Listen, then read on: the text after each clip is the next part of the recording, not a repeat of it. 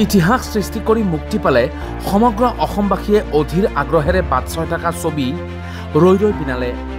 পুৱতি নিশা 4:25 অসমৰ ছবিগৃহত মুক্তি পালে জুবিন গাৰ্গৰ বহু হেঁপাহৰ ছবিখন উপভোগ কৰি ছবিগৃহতে কান্দনত ভাগি পৰিল একাংশ দৰ্শক। আপোনালোকে যোনে চাব তেওঁ গম পাব তেওঁ সাগৰখন সাঁতুৰিব নোৱাৰিলে। চিনেমাখন চাই বহুতেই ভাল লাগিলে, বহুত আৱেগ আৰু অনুভূতি জড়িত হৈ আছে। জুবিনদাৰ শেষ চিনেমা বুলি ক'ব গ'লে মানে আৱেগিক হৈ যোৱা যায় আৰু চিনেমাখিনিত ইমানকেইটা মানে চিন আছে য'ত মানে জুবিনদাই ইমান ধুনীয়াকৈ তেওঁৰ হেৰিবোৰ দেখাইছে। এতিয়াও মানে বিশ্বাস কৰিব পৰা নাই তেখেত যে আমাৰ ওচৰত নাই। হেঁপাহৰ এই ছবিখন ৰজাৰ দৰে বহি উপভোগ কৰিলে জুবিন গাৰ্গেও। কায়িকভাৱে নাথাকিলেও জুবিন গাৰ্গৰ বাবে অসমৰ প্ৰায়কেইটা ছবিগৃহত এখনকৈ আসন সংৰক্ষিত কৰা হৈছে। গুৱাহাটীৰ মেট্ৰিক্স চিনেমা হলত জুবিন গাৰ্গৰ বাবে আছুতীয়াকৈ এখন সোফাৰ ব্যৱস্থা কৰা হৈছে। সুন্দৰকৈ এখন গামোচাও পাৰি দিয়া হৈছে সোফাখনত। তাৰ ওপৰত ৰখা হৈছে জুবিন গাৰ্গৰ এখন ফটো। আনফালে ঢেকীয়াজুলিৰ নক্ষত্ৰ চিনেমা হলৰ পদক্ষেপো শলাগ ল'বলগীয়া। ছবিগৃহটোৰ প্ৰথম শাৰীতেই জুবিনৰ বাবে সংৰক্ষণ কৰা হ'ল এখন আসন।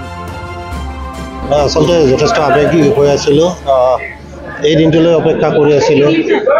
যিহেতু আমাৰ সকলোৰে মৰমৰ হিয়াৰ আমঠু জুবিন ফিজিকেলি আমাৰ মাজত নাই, কিন্তু তেওঁৰ যিখন শেষ ছবি সেই চোৱাৰ কাৰণে দেখা পাইছে ৰাইজে কিমান উৎকণ্ঠাৰে বাট চাই আছিলে। তো ৰাতিপুৱা প্ৰায় 5 বজাত আহি কিনে কিমান দৰ্শকে ভিৰ কৰিছেহি, এইটো আচলতে তেওঁৰ প্ৰতি শ্ৰদ্ধা হয়।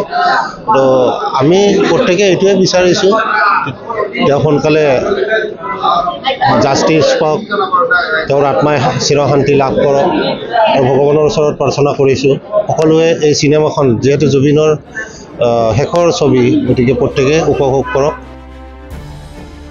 উল্লেখযোগ্য যে আজিৰে পৰা অসমৰ 94টাকৈ ছবিগৃহত প্ৰতিদিনে 456টাকৈ দৰ্শনী অনুষ্ঠিত হ'ব চিনেমাখনৰ।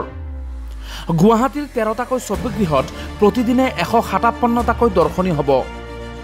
আজি আমি ৰাতিপুৱা 6টা বজাৰ পৰা ইয়াতে আমি জুবিনদাৰ তথা আমাৰ ভগৱান ঈশ্বৰ, আমাৰ ঈশ্বৰৰ শেষৰখন চিনেমা বুলি আমি নকওঁ, যিহেতু তেখেতক আমি এজন ভগৱান হিচাপে লৈছোঁ আৰু সেই ভগৱানৰ আমি সদায় জীয়াই ৰাখিবলৈ যত্ন কৰিম। তেখেতৰ ৰৈ ৰৈ চিনেমাৰ যোগেদি আমাৰ অসমীয়া ৰাইজ হিচাপে আমাৰ স্বাভিমান তথা আমাৰ গৌৰৱ জুবিনদাৰ চিনেমা ৰৈ ৰৈ বিনালে সকলোৱে আহক, সকলোৱে উপভোগ কৰক।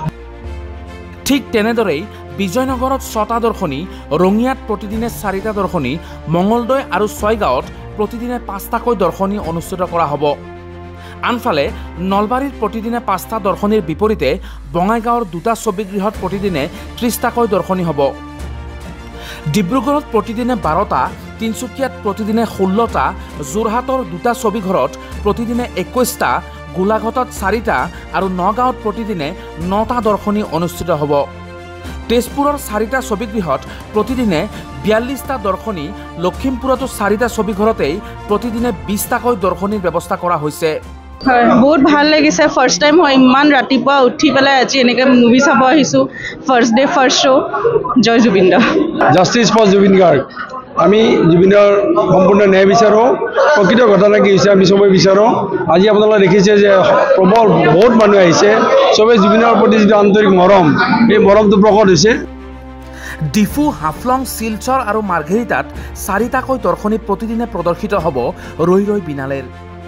আনফালে অসমৰ বাহিৰতো ইটানগৰৰ 3টা ছবিগৃহত প্ৰতিদিনে 9টা দৰ্শনী, নাহৰলগুণত দিনে 3টা দৰ্শনী, বৃহত্তৰ মুম্বাইৰ 10টা ছবিগৃহত প্ৰতিদিনে 12টাকৈ দৰ্শনী, দিল্লী NCRৰ 10টা ছবিগৃহত প্ৰতিদিনে 26টা দৰ্শনী প্ৰদৰ্শিত হ'ব ৰৈ ৰৈ বিনালেৰ। বৰষুণ নেওচিও আমি আহিবই লাগিব, কাৰণ জুবিন দা আমাৰ হিয়াৰ আমঠু আছিলে আৰু তেখেতৰ শেষ চিনেমাখন আমি চাবলৈ একেবাৰে মানে এইটো ভাষা নাই আৰু বুজাবৰ কাৰণে আমাৰ কেনেকুৱা এটা অনুভৱ। ফূৰ্তি লাগিছে যদিও বহুত মনটোত দুখো আছে, কাৰণ তেখেত নাই আমাৰ মাজত বৰ্তমান। ইয়াৰোপৰি বেংগালুৰুৰ 10টা ছবিগৃহত 23টা দৰ্শনী প্ৰতিদিনে, হায়দৰাবাদত 2টা, আহমেদাবাদত 1টা, পুনেত দিনে 7টা, চেন্নাইত দিনে 2টা, কলকাতাত দিনে 12টা আৰু কুচিৰ প্ৰতিদিনে এটাকৈ দৰ্শনী প্ৰদৰ্শিত হ'ব জুবিন গাৰ্গৰ অতিকৈ হেঁপাহৰ চিনেমাখন। উল্লেখযোগ্য যে গুৱাহাটীৰ মেট্ৰিক্স চিনেমা হলত ছবিখন চোৱাৰ পিছত গছপুলি বিতৰণ কৰিছে কৰ্তৃপক্ষই। সমগ্ৰ অসমতে 5 লাখ গছপুলি বিতৰণ কৰিব মেট্ৰিক্স ছবিগৃহৰ স্বত্বাধিকাৰীয়ে। এইটো আপোনাৰ জুবিনৰ কাৰণে আমাৰ মেট্ৰিক্স মলৰ মেট্ৰিক্স চিনেমাছৰ স্বত্বাধিকাৰী নিবেন দাস ডাঙৰীয়া আমাৰ 5 লাখ গছৰ পুলি দিম বুলি যিহেতু কৈছিলে, সেইটো কাৰণে আজি আমাৰ বহুত দিনৰ পৰাই হৈ আছে এইটো গছপুলি বিতৰণটো।